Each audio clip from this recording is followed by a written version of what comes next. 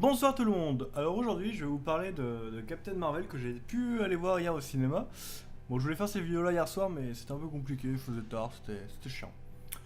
Bon, alors qu'est-ce qu'on va pouvoir dire là-dessus déjà? Captain... Captain Igloo. Non, non, pas celui-là, pardon. Captain America. Non, Captain Marvel. Ah, voilà. Ah, il y a trop de Captain, moi je suis perdu, hein. Bon, on commence par quoi? Franchement, j'ai pas envie de vous en parler très longtemps, donc je vais essayer de faire très concis, et puis je vais pas spoiler surtout. Mais alors, qu'est-ce que je peux dire dessus? C'est que, franchement, bah, c'est un film Marvel, quoi. On reprend la formule Marvel, et ça fonctionne toujours comme pareil, hein, voilà. Avec, par contre, ouais.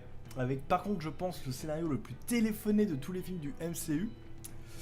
Mais bon, il a quand même deux trois bons points, comme je vais les souligner, c'est que, bon, premièrement, déjà, j'ai envie de saluer le travail de Lola Visual Effects. Donc c'est la boîte qui s'occupe de reconstruction des visages en numérique plus jeune. Donc ce qui nous permet d'avoir un Samuel L. Jackson de 24, 25, enfin d'une vingtaine d'années plus jeune. Ce qui est non négligeable et qui est vraiment bluffant. On avait déjà pu constater les débuts de cette technologie avec Troll Evolutions.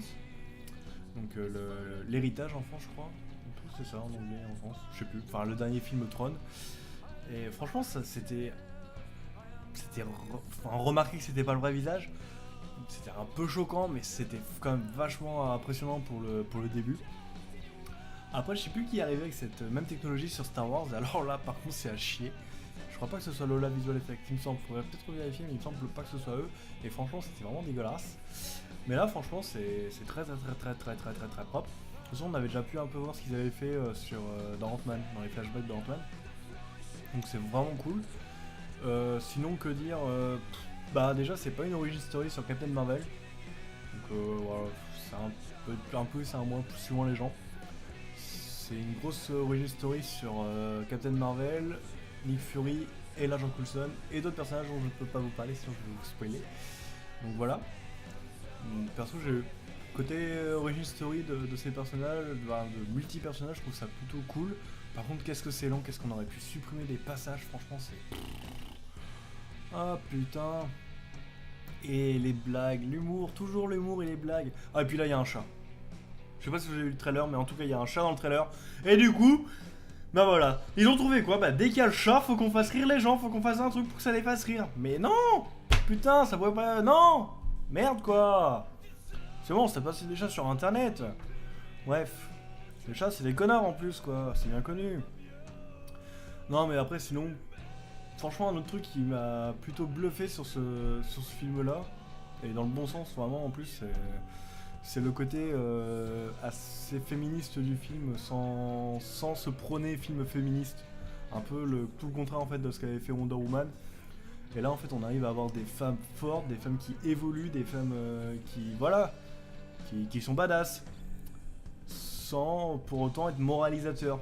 Donc ça c'est vraiment un point positif pour une fois, bravo Marvel, hein, je tiens à le préciser.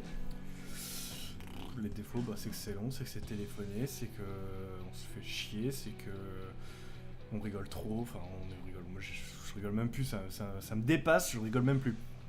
Mais toute la salle est les scènes post-génériques, c'est trop bien.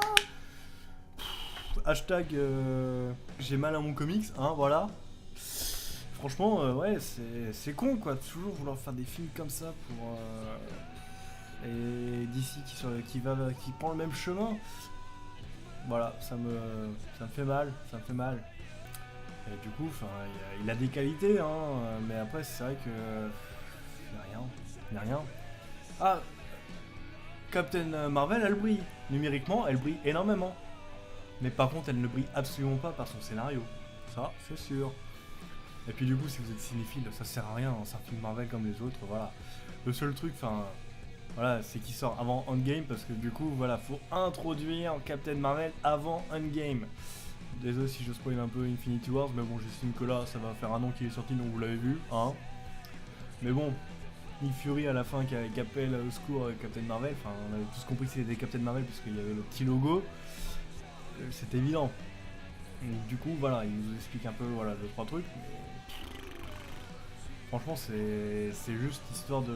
Déjà, je trouve que Infinity War, c'est un gros trailer pour Endgame. Là j'estime que Captain Marvel c'est juste le petit truc en mode hey, vous oubliez pas, il y a Endgame dans un mois et demi, hein. La petite carotte là, hein. Hein, bah Marvel, tu te la mettre ta carotte. Je suis prise, hein. Ça fait encore mal. Non, j'en ai vraiment marre. En plus, je pense qu'après Endgame, je vais peut-être arrêter le BDSM et arrêter les films Marvel tout simplement. Non, je pourrais pas. J'aime trop gueuler dessus, parler de marvelisation.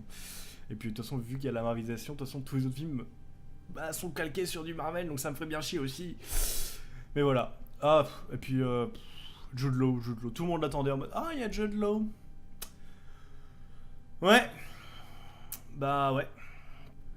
D'ailleurs, tiens, parlant d'acteur, Brie Larson, j'ai vu plein de photos sur internet. Oh, ouais, elle a pas de fesses et tout. Alors, par rapport à Spider-Man et tout. Alors, ça, je m'en balance, mais totalement.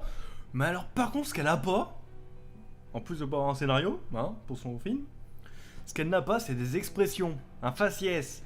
Tout le film, voilà. C'est. Enfin, ils ont pris un calamar, c'est un calamar, Brie Larson, c'est. Moi je sais pas, moi je suis preneur, hein. Donnez-moi votre théorie. Et du coup, si vous êtes allé le voir aussi, j'aimerais bien avoir votre avis parce que voilà. Ça peut être un peu rigolo d'en parler, de dire ce que vous en avez pensé. Mais bon, franchement, vous pouvez aller le voir. De toute façon, pour le MCU, faut le voir. Ça, y a pas à tortiller du cul, hein.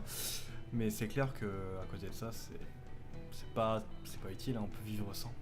Très bien même. On peut très bien vivre sans. Bah voilà, bah du coup, moi je vais vous laisser parce que je vais aller jouer. J'espère qu'il. Je vous poser une vidéo dessus, tiens, pour vous dire ce que j'en ai pensé après les 4 premiers. Hein. Dites-moi si ça vous intéresse.